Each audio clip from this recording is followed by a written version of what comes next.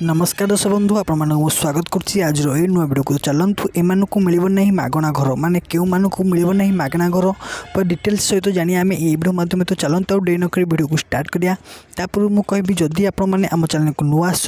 निश्चित भाव चैनल को लाइक करूँ शेयर करूँ सब्सक्राइब करूँ तो आपते जानते कि एबे आम ओडिशा सरकार प्रत्येक लोक मान जो मान घर ना भूमिहीन जो मैंने अच्छा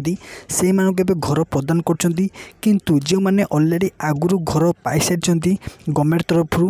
घर माने टंका पाई सारी से आहु एबे घर मिलना जो मैंने आगु पाई से तो मिलनी कि जो मैंने पाई ना जो हिताधिकारी मैंने भूमिहीन अच्छी जो मैंने घर पाई ना रूराल हाउसिंग से राज्य सरकार घर जोगे देवे एबे घर पिछा मिनिमम 3 लाख पाखापाखि टंका मिल जाऊँगी जो मानकर घर ना से मागणा टंका मिल आउ से टंकार घर निर्माण करेंगे। तो चलतु आज वीडियो आपको किपर लगे आम कमेंट सेक्शन माध्यम निहत जनइबे जदि वीडियो भल लगे निश्चित लाइक शेयर सब्सक्राइब रोचे। जय जगन्नाथ।